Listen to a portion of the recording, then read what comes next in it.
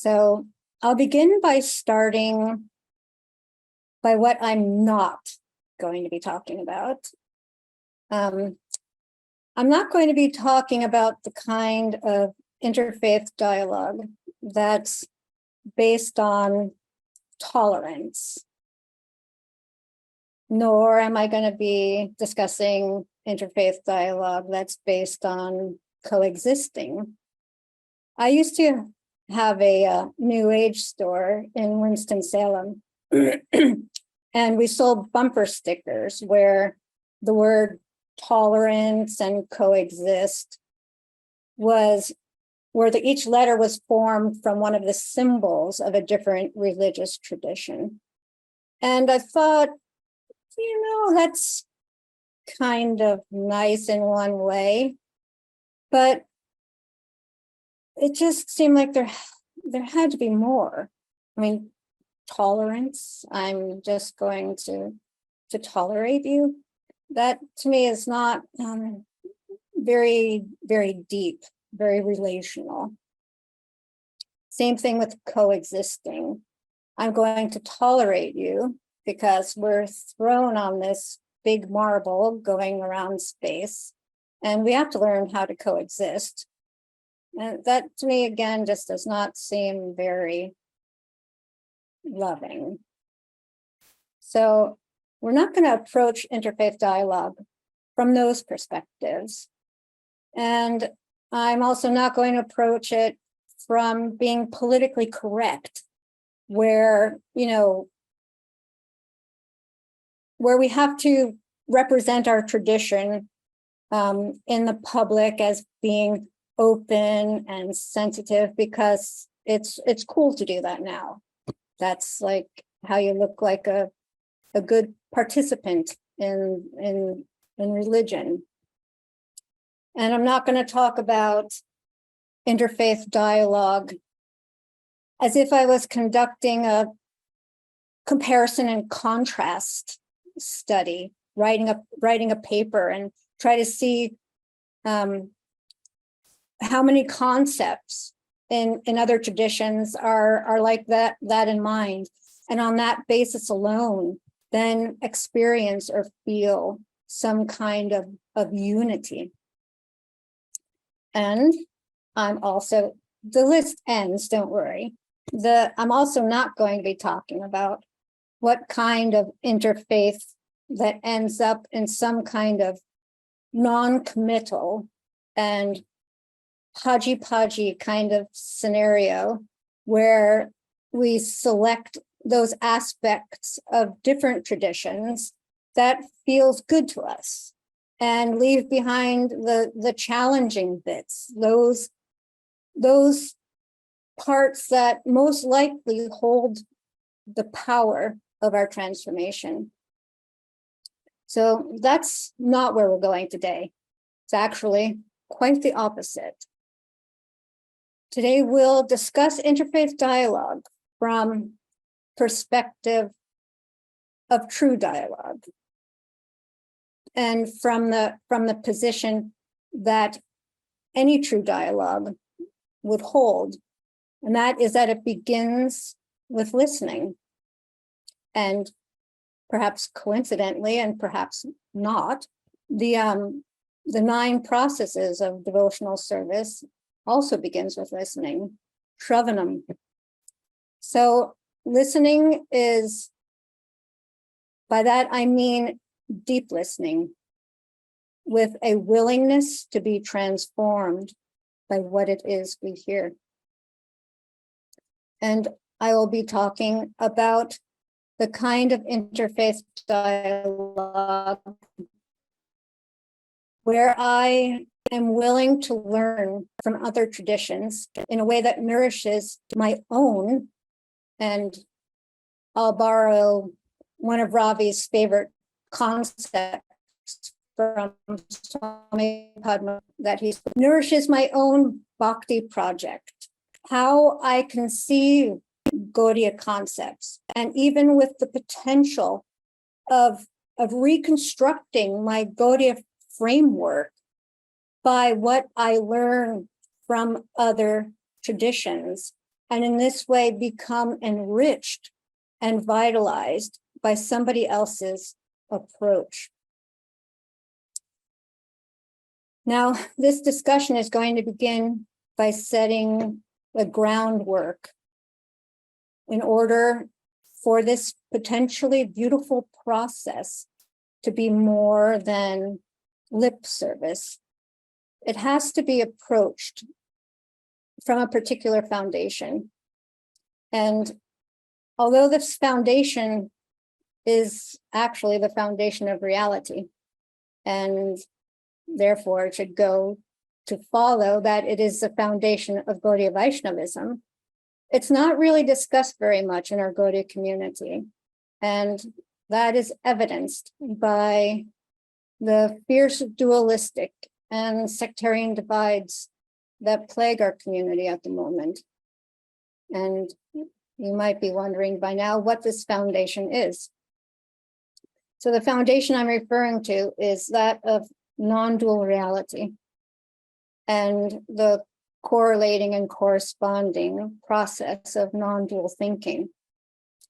Now I can see in my mind's eye that on some people's faces, those little beads of sweat are forming.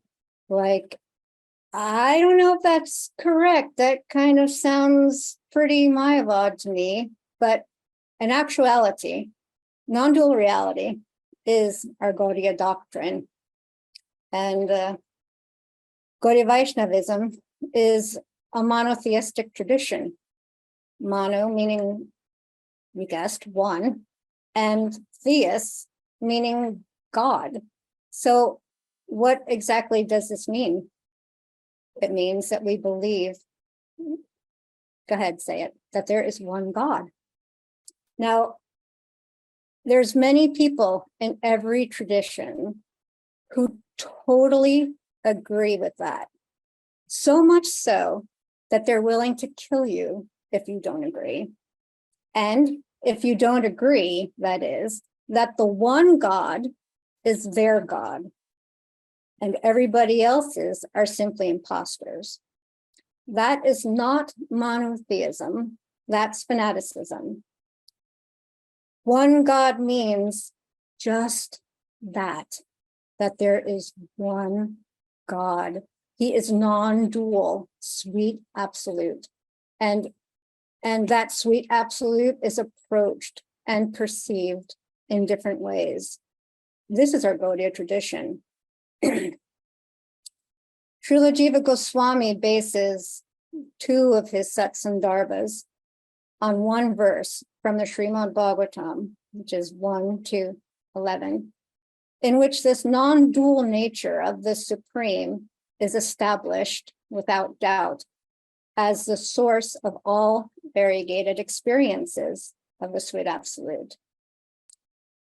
Vedanti tat vavidas tattvam yaj gyanam advayam brahmeti paramatmeti bhagavan iti shabdyate. And although I usually don't say Sanskrit, and definitely not live in public, I did so for my husband, who pounded this verse into our heads while we were studying the Sandarbhas, and who passed away a little more than a year ago. So that was for him. So this verse reveals Advai Gyan Tattva, defines God as a reality, the Tattva that is non-dual, Advai consciousness, Gyan. This is the most fundamental aspects of ultimate reality, that it is conscious and it is non-dual.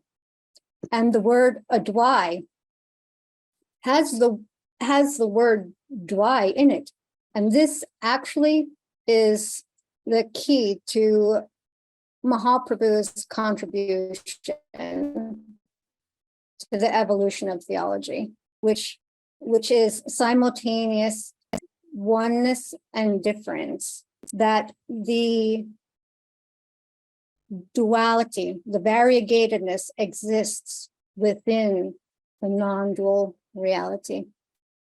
this non-dual foundation, it doesn't speak of a reality without differentiation, but rather that all differentiation of that non-dual reality, which is self-existent, means it's grounded in itself, and it is self-contained. It depends on nothing outside of itself, and it exists independent from everything else. It is the absolute reality. Boiled down, it can easily be said that the absolute reality is one without a second. So please keep in mind that all of this is being said in relation to learning from other traditions. And I hope you can kind of see a connection between the two, and how having a firm understanding of the non-dual basis of reality will affect how we approach such a project and what we will get out of such a potential. Because one of my favorite things to meditate on is how we do one thing is how we do everything. And the replication of patterns that flows from the micro to the macrocosmic level, and the foundation for interfaith dialogue, how we relate to each other, how we approach other traditions, is replicated in how we relate to each other within our tradition, within our community, our family, within our very own selves. And these are not just words. Even though so far what I'm saying may seem very far removed from the title of this talk and may not be what you were expecting, without this underlying foundation that supports the highest reach of our actions, we'll end up with something else. We won't end up with interfaith dialogue. Everything is connected. And connected to what? It's connected to that non-dual reality. So flowing from this ultimate truth of non-duality comes expressions that of that same absolute. They're not different entities. They're not different people. They're not different personalities, but they're multiple expressions of that same non-dual reality. Brahmeti, Paramatmeti, Bhagavan. Brahman, Paramatma, and Bhagavan. These three are simply degrees of realization. I really appreciate the brilliant example given by others of a train or a subway. And you see it at a distance, and the first thing you see is a light. And if you've never seen one before or experienced a subway, you could easily think that the light is the totality of the subway. But then as it approaches, you see, oh, it's not just the light, it's also a subway car. And not only is it a subway car, but inside there are people, there's life. So it is not wrong to say that the light is the subway. You could say, hey, look, the subway is coming, and all you see is the light. It's not different. It's the same unified principle, simply experienced in a different way. And another example that I really appreciate is found in the Sandarbhas. Jiva Goswami describes it as a cloth that, depending on the angle in which we see the cloth, it will appear as a different color. Same cloth, different perspective. And this experience is depicted throughout Leela. And my favorite is when Krishna enters the wrestling arena and his devotees, each seeing him from their own angle of vision. That's the only difference, was their angle of vision, their bias and their blindness by their intense love is what had them see Krishna in different forms. Some saw him as a child, some as a friend, some a lover, and even as death personified. But it is the same Krishna, perceived and experienced differently, not different persons. And we even have practical experience of this in our own life. Do we think that the people at work or at school see us the same way as those who know us more intimately? Those, perhaps our parents, do our parents see us the same way that our friends do, or that our romantic partner does? We're probably even called different names. At work, we might be called, hey, you. But at home, we might be called honey or mom. And we are the same person. We're just being experienced and perceived in different ways, even if we act differently, even if we dress differently, even if we look differently, do different things.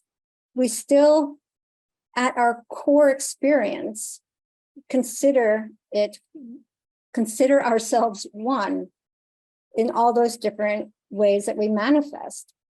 And otherwise we wouldn't be able to remember from one scenario to the next, and we would live completely fragmented lives and have to probably live in a padded cell.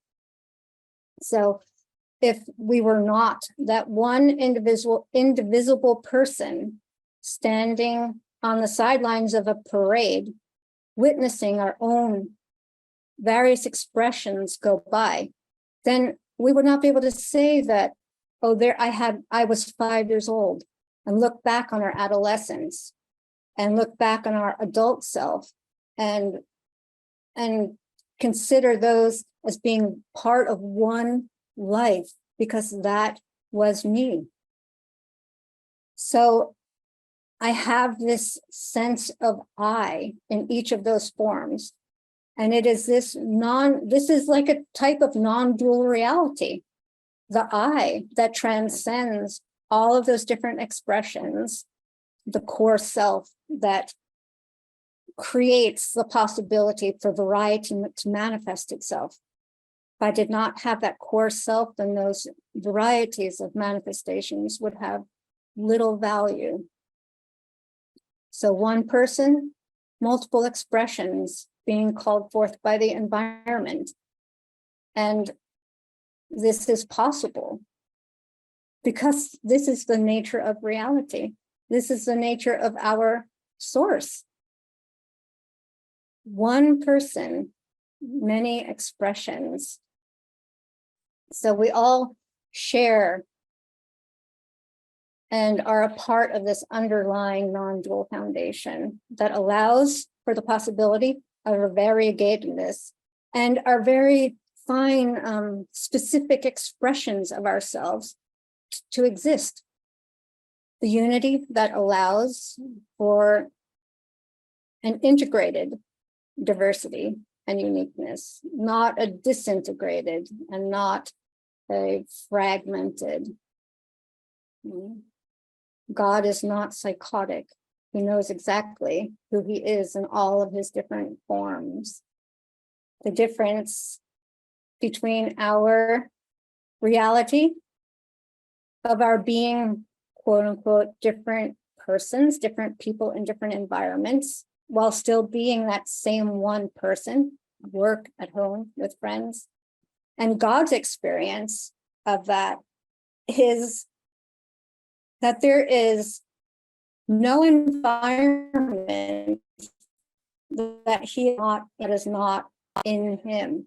And there is no time when every created being is not relating to him, not approaching the sweet absolute in some way.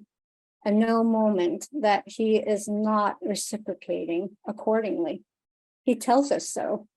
As you approach me, which creates the environment, I reciprocate with, and he is reciprocating with our perspective of him. This is how he relates to us. And this is how he comes to us, disguised as our life, as it's known.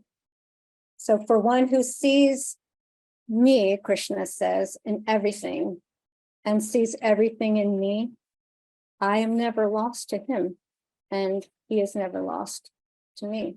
And he's not talking to just one person. He's talking to every single soul from the beginning of time until the end. That's what makes him God and us not. So it is this unifying principle of non-dual reality that affords us the opportunity for a direct relationship with that sweet absolute right here and right now, in every atom and in every heart. The person that you're sitting next to, the people you're looking out at, the person who charges, rings up your groceries, the people we pass in the street, the dog in the gutter, and the deity on our altar. There is nowhere where we can go where the Supreme Absolute is not already there. He is outside, he is inside, and he is in between. And you don't have to take my word for it. You can just ask Hiranyakashipu. You got to experience that firsthand. So this sacred awareness, the awareness that makes every single thing universally connected as part of one unit, as a common source. This can be called non-dual thinking. And it is non-dual thinking that allows us to embrace the foundational teachings of our tradition and accept from the top down, from the inside out, that the only difference between one form of God and another, between Brahman and Bhagavan, is perception. They are not different people. Again, I want to remind you that non-dual thinking is not about impersonalism. It's about being one. And we can actually be one in a way that is very personal. Let's look for a moment what happens if we don't embrace the non-duality of reality in our own Gaudiya tradition. Because this is foundational to reality itself, it will not only fail in how we conceive of things philosophically, but also it will create failure in how we relate to people, to devotees, to religions, to life in general, if we lose sight of our non-dual foundation. So non-dual thinking is something that is not something that just stays in our head. I have to think this way, 1 + 1 = 2. Let's just think linearly. It doesn't remain in our head like an encyclopedia on a shelf. It is a way of thinking that implies an entire lifestyle. How we put that thinking into action. It's not a philosophical stance. It's not something that needs to be argued, but it is a perspective through which we can see and interact with the world within us and around us. Again, it's not just some nice words or fantasy, like, wouldn't it be nice if, and it is actually something to become aware of, our dual reality, our non-dual foundation, the foundation of God being non-dual and expressed in multifarious unlimited ways. So Gaudiya Vaishnavism is a non-dual tradition, and all mystical traditions, of which Gaudiya Vaishnavism is one as well, just in case we missed that. All mystical traditions must be non-dual. If they're not non-dual, then they're going to be dual. And as soon as we conceive of reality as dualistic, in dualistic terms, then the potential for mystical experience evaporates. It's just not possible.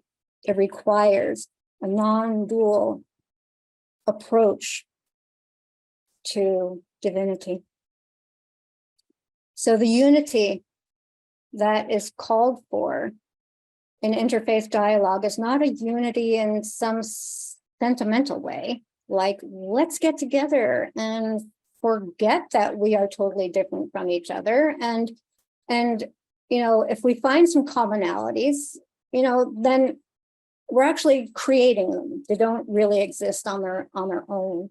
Or thinking that my conception of God is the one real God, and you, I'm sorry to say, have only a shadow. But I'll sit here politely and nod and patiently wait my turn. And when an opportunity comes up, then I'll convince you that my God is better than your God. But again, this is simply fragmented consciousness. Religion is meant to religion, to put back together our fragmented consciousness. So we don't want to use religion to keep that dysfunction alive. Many years ago, well, actually it was several decades ago, and those of you who are young, I'll just let you know, you'll know when you're getting old when you start to think instead of years, you start thinking in decades. Decades ago, I started an interfaith magazine called Pangaea Revisited. And in some circles, it's considered that at one point in time, long time ago, all of the land masses that exist today as isolated continents, they were actually connected as one large land mass. And if you look at the globe, they do kind of seem to fit together like puzzle pieces, but we won't go there. But this one landmass was called Pangaea. So I titled the newsletter, the magazine, Pangaea Revisited. And it was my attempt to revision that integratedness of the different world religions, the different traditions. And I invited leaders within my local community, leaders from different traditions to share their perspective on one particular topic at a time. I'd ask the same question, and each tradition would answer it from their own perspective.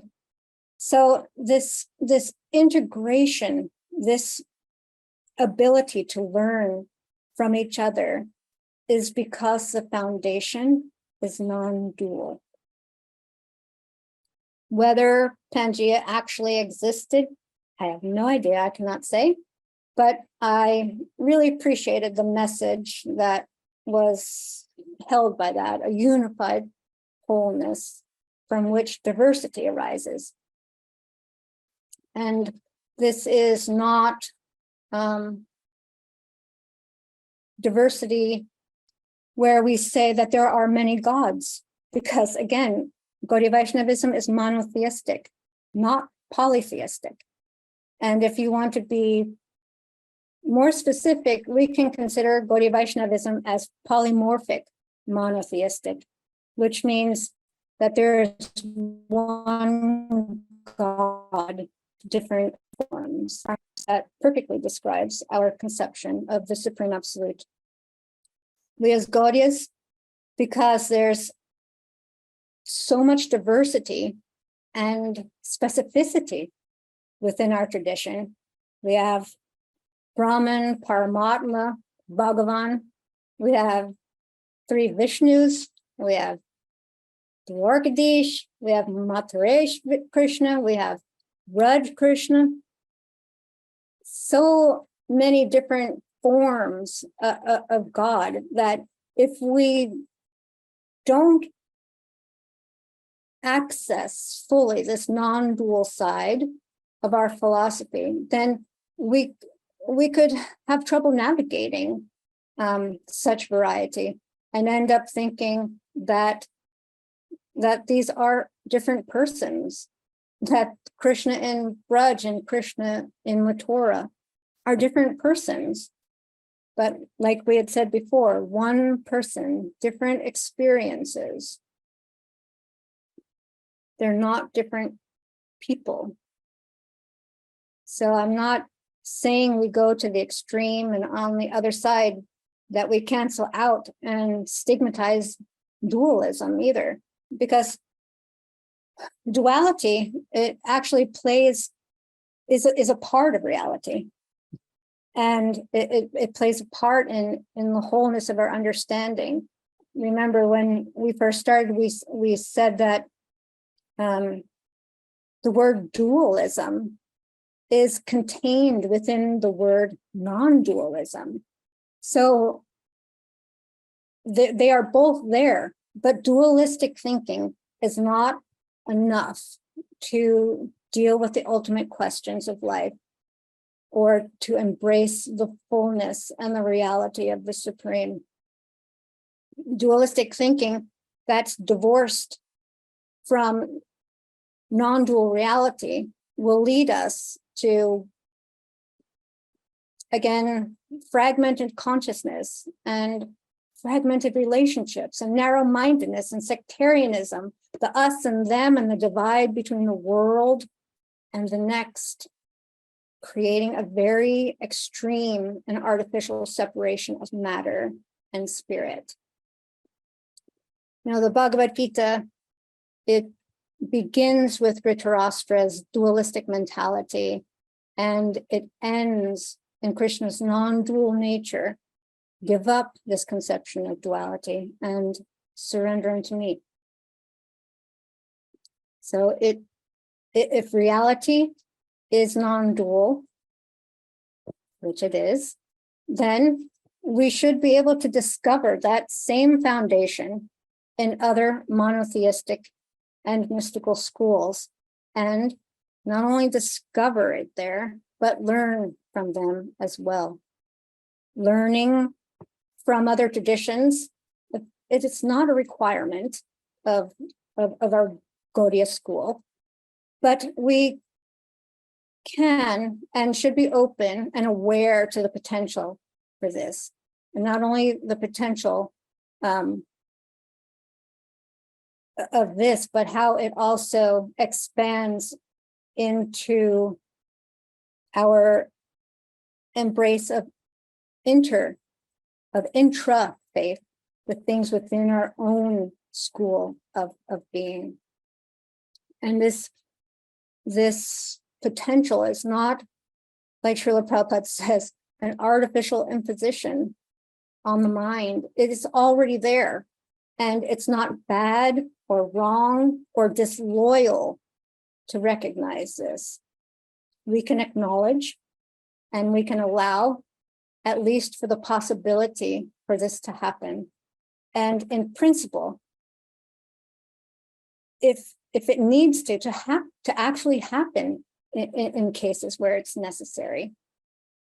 Again, not reaching into other traditions as an excuse to become hodgepodgey, to evade and avoid facing things that our own tradition is able to bring up for us, and taking here and taking there, never committing in any one direction.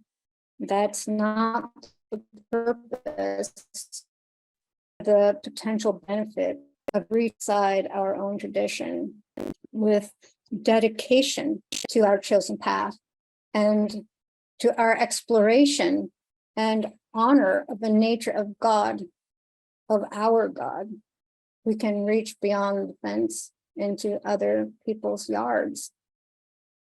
Either we will see the divine in all created things, in all mystical traditions, or we don't see him anywhere. To say that the divine exists only in my tradition, or in my lineage, or my group, or my sect, or my guru, and the rest are simply devoid of that, that does not speak of the lack of divinity in those places. It speaks the lack of how little I actually see the divine in my own tradition. Each tradition, again, I can't feel that I can stress this enough. Each time I say tradition, we can substitute any level of a group, from society to our own individual relationship with each other. Each tradition will have their own details, and they should. Uniqueness is the beauty of freedom. And before we can go to any of those details of uniqueness, then we should have a deep understanding of the non-dual foundation before going to the philosophical details of Leela. We first need to go to the non-dual foundation of reality. Before going to mystical Christianity, first go to the foundation that reality is non-dual. Then on that basis of that common ground of non-dual reality, then we can speak about the details that makes us different in a way that is charming, in a way that is mutually nourishing and brings harmony, as opposed to discord and judgments and even hatred. Until then, it might be healthier for us to stay within the walls of our own tradition. Being sectarian is also part of our growth. It has a place. It has a place at the beginning. And as long as that beginning is for each of us, our beginning might be very short, and our beginning might be our entire lifetime. That we'll have to decide for ourselves. But this is one of the characteristics of a novice. It's natural, and it gives us time to really become rooted in our own tradition and not confused by variety. We've all experienced the confusion of variety, right? Like, have you gone to buy toothpaste? And just the sheer amount of variety is overwhelming, totally confusing. Oh my God, do we have to have an aisle of variety of toothpastes? It's so confusing. And that is, why we often just stick with what we know, stick with the same thing our entire lives, just to avoid having to rethink things, just to avoid having to discern things again. Don't show me another advertisement, that threatens my faith in my toothpaste, but to speak of my God, but to speak of my entire conception of reality. And the fear of this risk it's certainly valid, and we need to address it and look at it. And we should consider if we are hanging on to this fear out of necessity or simply out of habit, out of an unconscious choice, like putting that toothpaste in the auto ship so I never have to think about it again. It might not be the best thing, might not be the best course of action for us in a neophyte state to reach across the aisle, so to speak. We need to be grounded in our tradition first, and then, rooted in our tradition, reach out beyond the fence, not fearful of the possibility of transformation, nor denying it. but actually welcoming it with confidence that this transformation, this potential for transformation, is being conducted by my Lord. And I'm not being co-opted by another's God. There is one person, one God.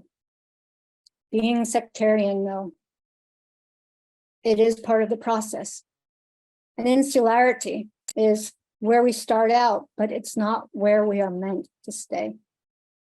When things are in place, then reaching out does not threaten my commitment to my tradition, but rather it nurtures it. And we can explore the entire world in this way. It doesn't have to be just religious traditions, but we can, with eyes wide open, walk into the world. What can I learn about my Lord here? How can I incorporate that lesson into my embrace of him or her or them? And no, I'm not confused about my pronouns. This is how the Lord reveals himself in these different forms. How can I learn from everywhere, including other traditions, so that I can deeply discover the essence of my own being expressed differently there?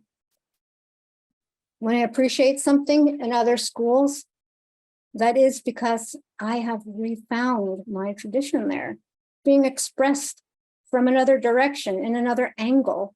And this is the potential, the possibility for that is because of the common ground of non-dual reality. I will be nourished by that and rediscover my own tradition in a refreshed way, in a renewed sense of commitment in my own tradition. Like I said, Gaudiya Vaishnavism is not polytheistic, where there are a bunch of different gods. And as Bhishma Dev prays, he says, being free from the delusion of duality, I have come to understand that Krishna, who is situated before me, is one. Though he is unborn, he appears in the hearts of all embodied beings who have manifested from within him, just as the sun is one, though appearing differently to everyone. Another word for what Bhishma Dev is expressing is perennialism. That's the word we use for it today. It's the perspective that the views of all world's religions, religious traditions, that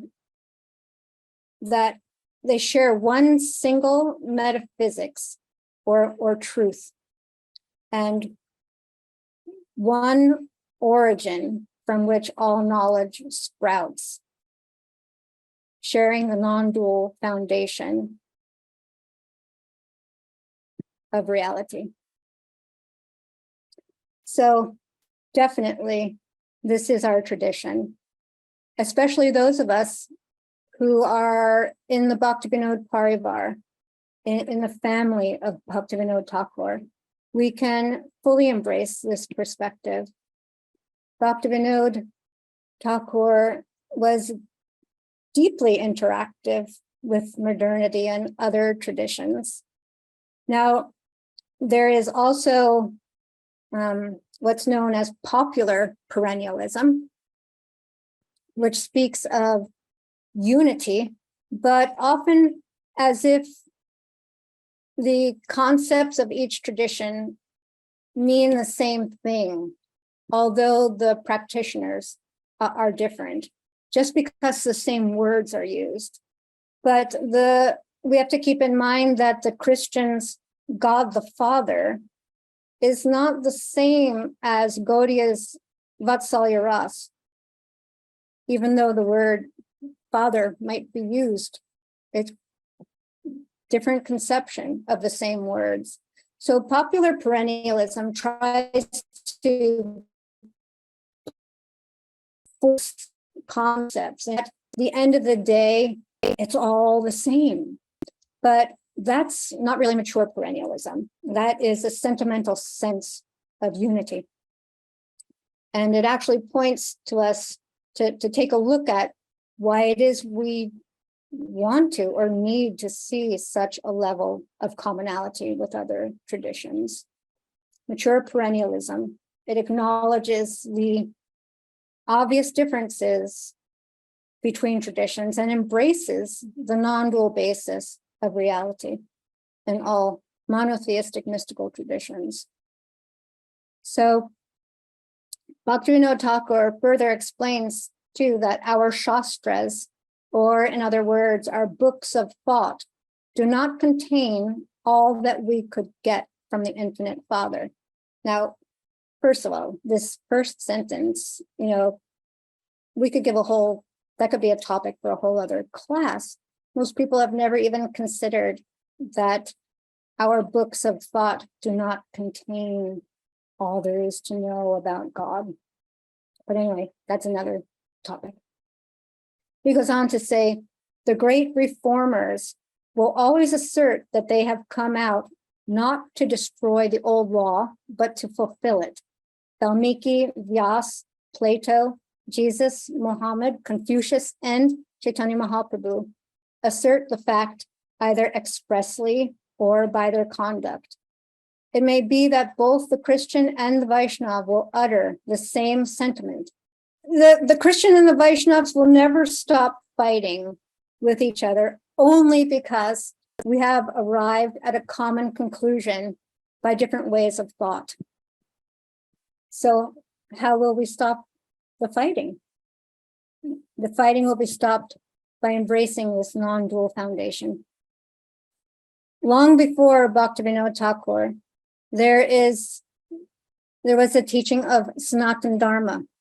And Sanatana Dharma is a Hindu term, but it's also used by Gaudiyas. Sanatana Dharma means the eternal function of the soul. For Vaishnavas, there's only one Sanatana Dharma because all souls are one in constitution. So all souls are the same in one sense. There's only one religion in this same sense. So only one Sanatan, eternal Dharma, which plays itself out in different religions with different nuances. They're all are Sanatan Dharma expressed in different ways. So this unity is also expressed in ancient texts, such as the Maha-Upanishads, where it's expressed by Shuddhaiva Kutumbakam, which means the world is one family. And this is speaking in terms of all beings, of sharing something in common that allows us to be considered all one family. Krishna himself says that I am the seed-giving Father. So it's not referring to any institution where the world is the one family that I am in, that Gaudiya Vaishnavism is the one, is the one institution that I'm in. The Maha-Upanishad existed long before 1966, long before 1866, or even 766. So the concept of the world being one family goes far beyond the boundaries of any particular tradition, institution, parivar, sect, far beyond that. Other examples of perennialism lies within the heart of the founder of the Gaudiya tradition, with Mahaprabhu himself. He met with people from different traditions. He met Ram Bhaktas, and he did not do so with the intent of converting them. There's a famous devotee, Ram Das, who had invited Mahaprabhu to lunch, but when Mahaprabhu came there wasn't anything prepared, and Ram Das couldn't possibly worry about cooking because Sita had just been kidnapped. So from this, Mahaprabhu could realize how entrenched and immersed Ramdas was in his love for Ram. And when he went traveling, he actually found a chapter and brought back a page from a sacred text that showed that Sita was never kidnapped by Ravana. And in an attempt to nourish his faith, he didn't say, hey, I've got this superior God, give up this Ram dude, come with me, let me tell you about Krishna. No, he didn't even consider that for a moment. And in Jiva Goswami's Satsandarbha, he repeatedly quotes acharyas from different sampradayas, not just as purvapakshas, as setting them up to be knocked down, but he actually used them to nuance and to flesh out the conclusions that he presents, and incorporated their concepts into the Gaudiya canons. And Rupa Goswami in the Bhakti Rasamrita Sindhu uses the terms Maryada and Pushti. Both of these terms are found in the Vallabha Sampradaya, which is basically a different religion. And this shows that he was not only familiar with other systems of knowledge, but that the knowledge was considered more free-flowing, and that he was able to incorporate those concepts. And this is what's known as theological cross-pollination, the ability to draw from other traditions and actually incorporate it into our own. It's not only not refuting others, and it's not only not appreciating, but the integrating of what others are doing into the teachings of our own philosophy. Another example, and I really love this, is expressed by Haridas Thakur, and it's shared in Chaitanya Bhagavat. The Supreme Lord is one for all living entities. The difference between the Muslim God and the Hindu God is in name only. All scriptures state that there is only one Supreme Lord. He is non-dual, eternal, transcendental, absolute truth, infallible and completely perfect. And in that capacity, he resides in everyone's heart. The Supreme Lord's transcendental name and qualities are glorified throughout the whole world by various scriptures. The Lord accepts each individual's mood of surrender. When you are violent to others, you are being violent to the Lord himself. Okay, wow, that's going to take a while to sink in. And there's another all-time favorite of mine, found in Brihad Bhagavatamrita, it's the first book of our Sampradaya, so we should really take a look at it. In this beautiful example, Gopa Kumar is traveling throughout the different layers of reality. And at one point, he meets Hanuman. And they are both inspired by each other's faith. It never occurs to Gopa Kumar to think, well, my conception is so much better than Hanuman's. You know, Hanuman, you should come with me to Golok. It's really great there. It's full, it's comprehensive. You should come there. No, those things don't even occur to him. Instead, he requests Hanuman to chant the glory of his Lord, of Hanuman's Lord. And Hanuman begins to glorify Ram. And Gopakumar finds his faith in his own Braj Krishna nourished. Then Hanuman asks Gopakumar to do the same. And Gopakumar glorifies Braj Krishna. And Hanuman replies, Jai Shri Ram.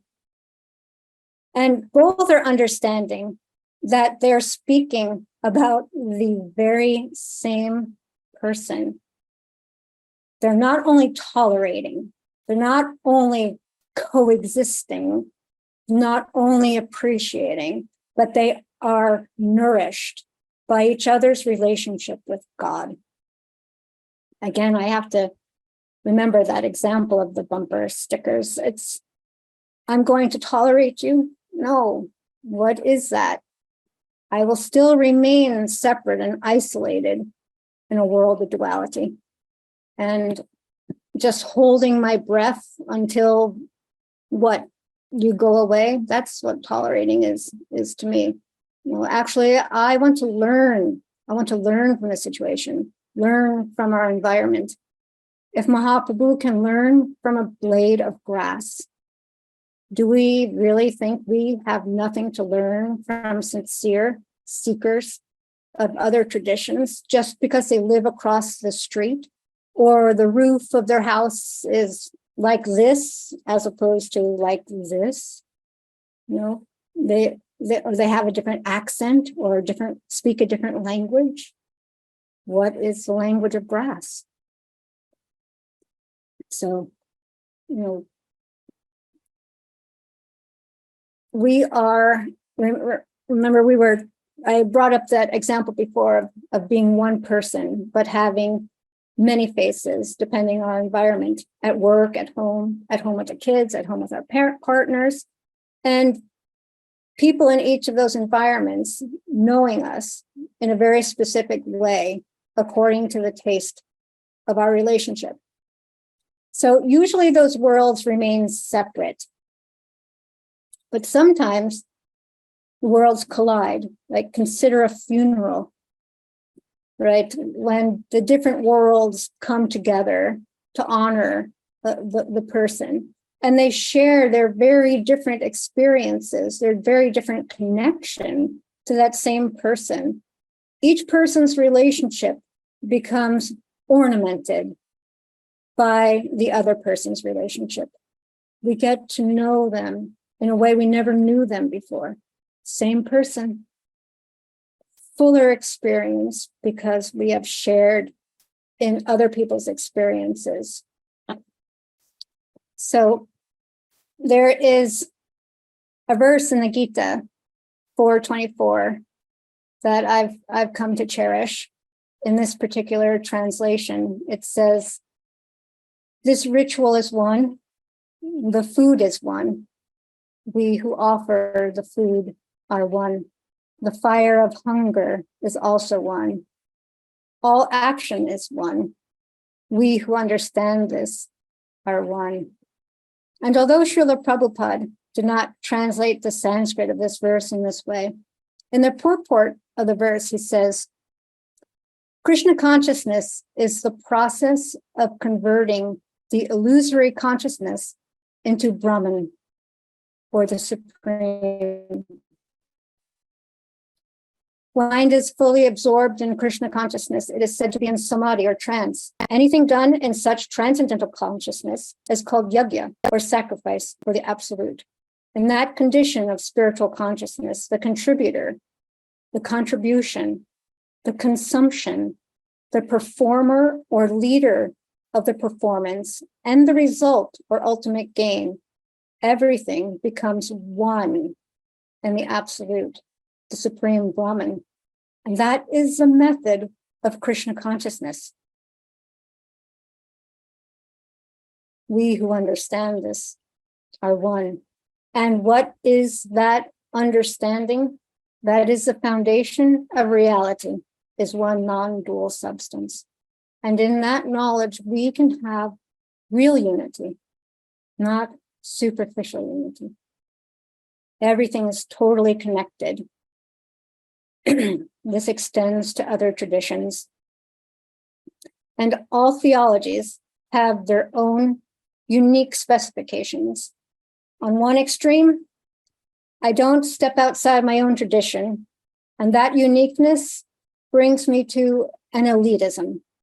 And we end up distorting our tradition due to a kind of inbreeding. Or on the other extreme, I'm not grounded in my own tradition. And I superficially take from here, from there, superimpose concepts that result in little more than confusion and misrepresentation. But the common ground beyond the hodgepodginess and simply tolerating, that is the fertile ground where cross-pollination can take place, where we can actually learn from one another. We can be mature enough to engage in incorporating other traditions without losing the defining principles of our tradition. And in doing that, we can expand our understanding by this proper integration. That is key, proper integration. Not denying some teaching of our tradition because I don't like it, but how can I approach this teaching from another perspective so that now it makes sense to me, so I can incorporate that healthily into my own conceptual framework. Again, it's not a requirement for every member of a Gaudiya community to participate in this, but we can and we should recognize that it is possible and it has value for some. This is one way to rediscover our own tradition. You know, we hear from another tradition and think, oh, that this is also in my tradition, but I couldn't identify with it the way it was being explained. I didn't identify with the language, but now after hearing it from someone else, from a different kind of wavelength, so to speak, I am able to tune in better, to actually hear the teaching past some biases that I myself have overlaid on it.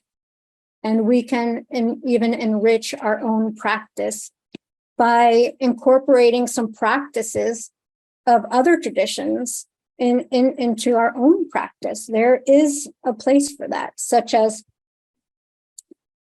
contemplative prayer, contemplative practices that are engaged in from mystical Christianity. We should also be able to go to other traditions in order to discover our own tradition. And we can stop seeing other traditions as competition or something to be feared or conquered or proved. In a non-dual way, we're all working on the same project. For me, this is important. And although this approach to other traditions is of value for what it holds directly to gain from other traditions, it's also valuable to see it as a pattern of our behavior, because for the numerous times I've said it already today, how we do anything is how we do everything. Intimate relationship of layers between the micro and the macrocosm. Not only are we speaking of how to approach other wisdom traditions or faiths, but we're also speaking about intrafaith and interpersonal exchanges. It comes very down to a very personal level, the same pattern of approach. We are our own constellations, and everything we've said today about the ability and value of reaching across the street replicates itself to our interpersonal relationships between different lineages, different sanghas, institutions, temples, departments, all the way down to how we approach each other on an individual basis. I'll share quickly an exchange that we had with Richard Rohr. Swami Padmanabha, Sumati, and myself, we were meeting with him, and he was expressing how he doesn't actually accept the concept of reincarnation, and then went on to explain why that is so. And in discussing it, it came out that the main problem for him was that it would make spiritual perfection function as a merit. You just keep going and you just keep going upstairs, taking the escalator up, and eventually you'll end up with the love of God. And as if it was something simply karmic. So then he also explained the Christian concept of purgatory, where souls go to further be educated in love of God. So then it was suggested to consider the concept of reincarnation as that very same process, an evolutionary process toward higher and higher or deeper and deeper levels of love of God. And it was very similar to his explanation of purgatory. Then he was like, oh, I never thought of it like that. And it was funny. Yeah, I can accept that. So to me, this was a direct experience of what I'm speaking about. We were not trying to convince him that the concept of reincarnation was the truth or real or superior, but actually that his understanding of the Christian doctrine and our understanding of Gaudiya Siddhanta was very similar. And that similarity created enough connection that we were both enriched by and in our own tradition. So if there's no inclusivity, then we can easily become a cult. And we can end up representing Gaudiya Vaishnavism, which is not a cult, but we can represent it as if it was a cult. And a cult, the main thing about every single cult is it is self-referring, that the members feel there is no need to learn anything from anyone else. Everything is contained within that cult. Like I said earlier, it can become a kind of inbreeding in an attempt to perhaps keep the tradition pure. But can anyone point to a time in history, to a civilization or a group where this mentality for purity, by inbreeding, by keeping everything within its own walls, where that was institutionalized and it turned out successful? I tried. I really could not come up with anything, just like the lineages of monarchies. Inbreeding did not end well. Or Nazi Germany, again, inbreeding did not end well. The institution flying a Gaudiya flag, if it's kept within its own walls, we can see it simply leads to sectarianism. So we have to deal with this topic. It's not something that is just for a certain group of people who are interested in like interfaith dialogue. It reaches every level. And if we don't address it, then we ourselves can end up becoming cultish and misrepresenting the heart of our tradition.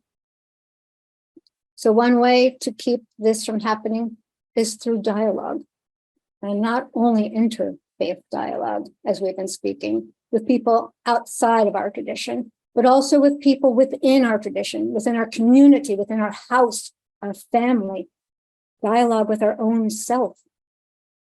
Search out, what are my concepts? Where did I get that from? What do I mean by this?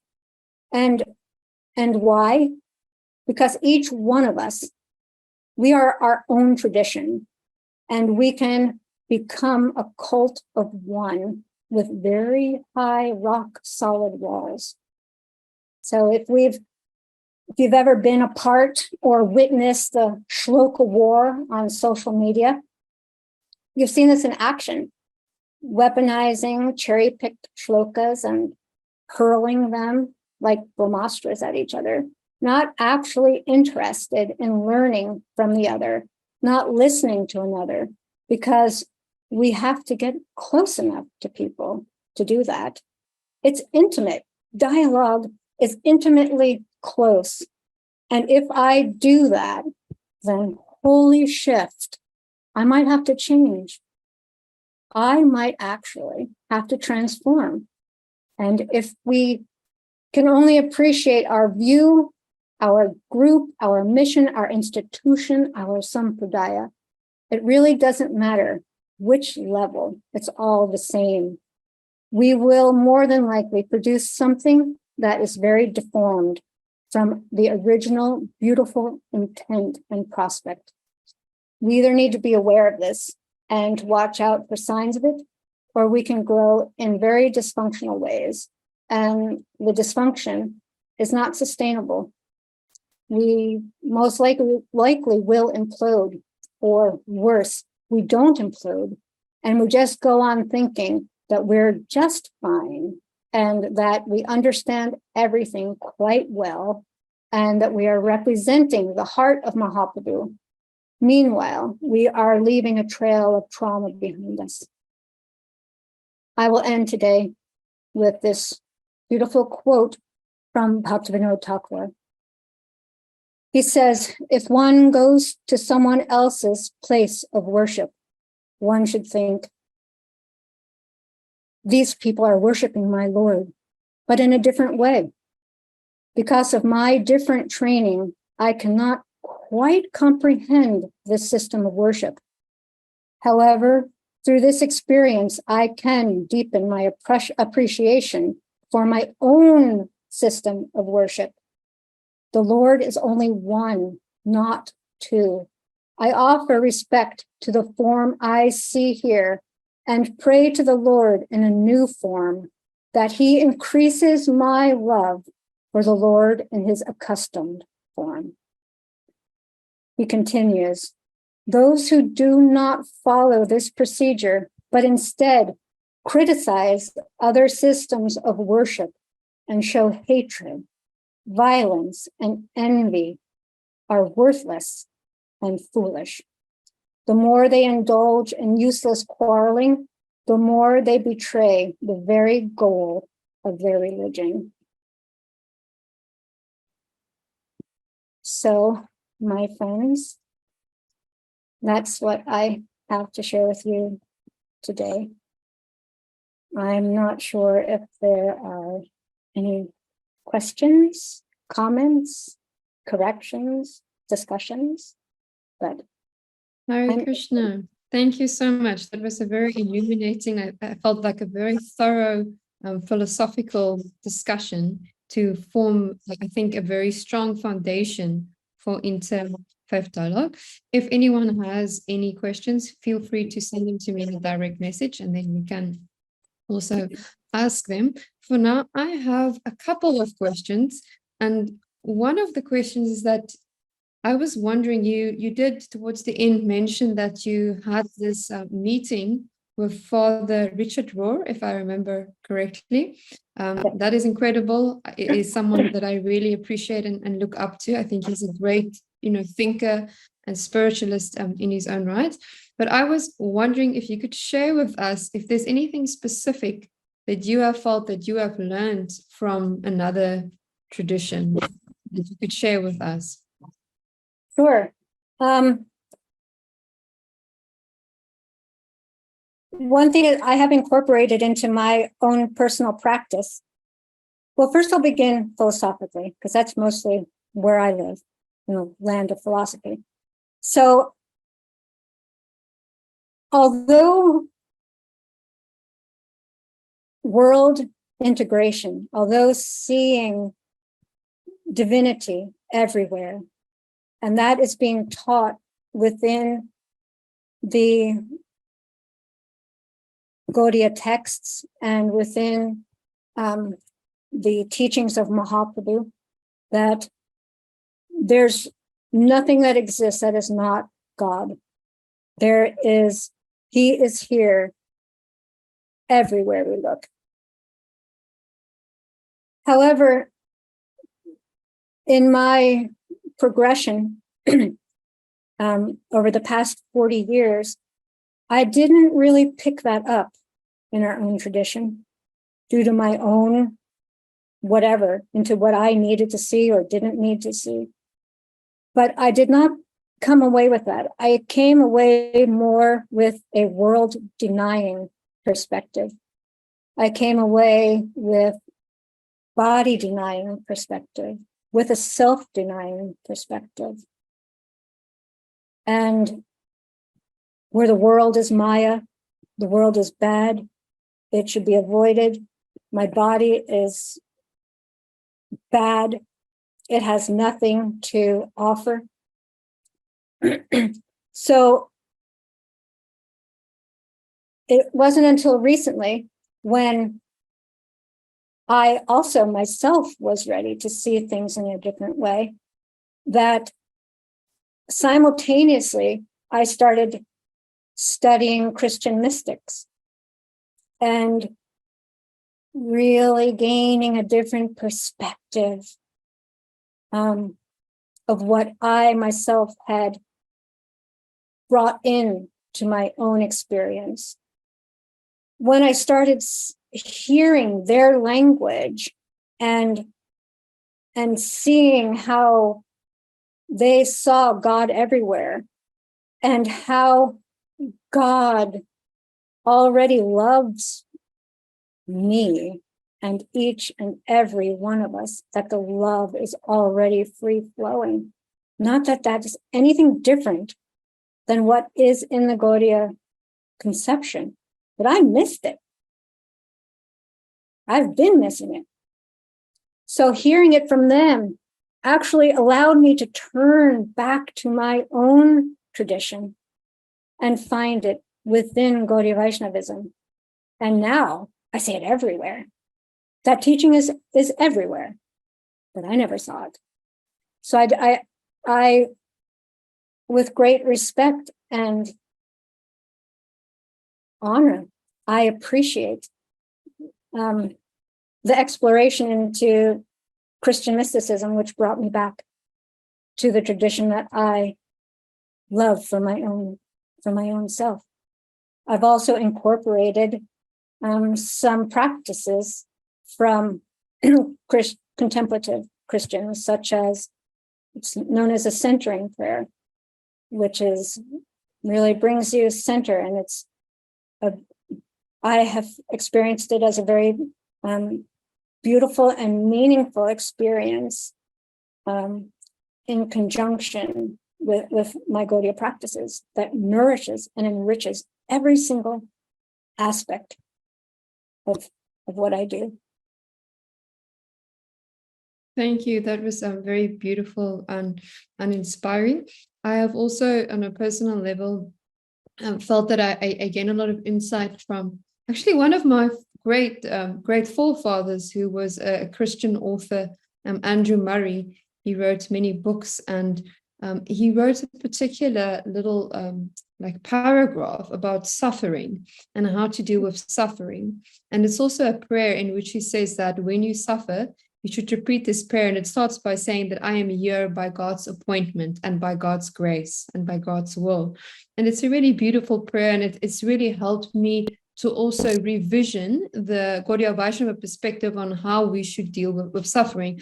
So it's not that it took me away from the tradition, but as you said, it kind of deepened my understanding and shed a new light on it. So then I could incorporate it in a way that that felt more wholesome and also more embodied, not just philosophical. And I had another. Really spoke to you.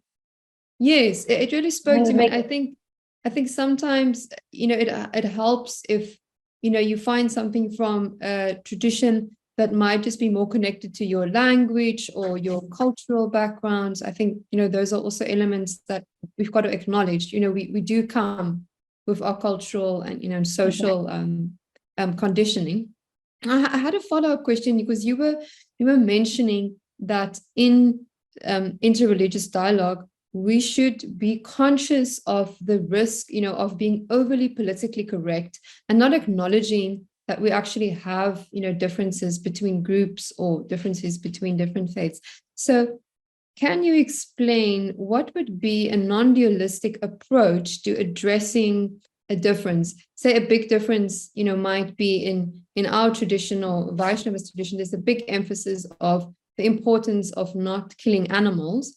And we know in many other mainstream forms of, say, Christianity, Islam, etc., it's very common practice, that animals are killed, not for religious practices necessarily, but it's not seen as problematic. So how would you approach such a discussion in a non-dualistic way without, without denying the fact that there is actually a substantial difference? Sure. What I would do if I'm lucky and thoughtful at the moment, instead of reactionary, is I would use the opportunity to use that to re-examine my own approach and my own understanding of what it means to not kill animals. What does it mean to not harm animals? Does it mean just simply don't eat meat? Is that enough? Can I not eat meat and be mean and cruel to my brother? Is it enough to not eat meat and disparage people, to cut them down out of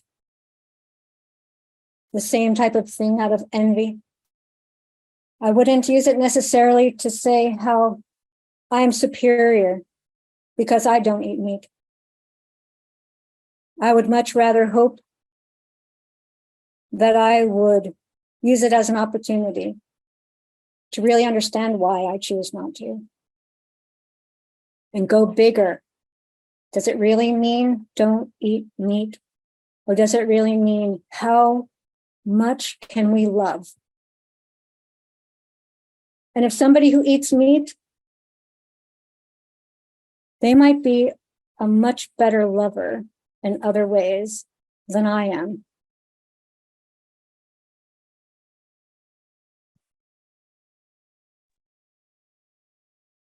Thank you. I think that was a very insightful answer, inspiring us to reflect deeper about our own principles, instead of, as you said, being reactive and, kind of criticizing someone's lack of, following what we see as an important principle, but thinking, how can I follow this principle, in a more pure form and in an entire form? So I really appreciated that. I had one other related question, because we have been, speaking about learning and being open to learn from other traditions. And you said, when you say traditions, you're not only speaking about, a other religion, because you were speaking more about this non-dualistic consciousness we need to develop, and how that includes, people from other cultures, and it also includes, just maybe family members or anyone else who you feel might be having, a different way of seeing the world.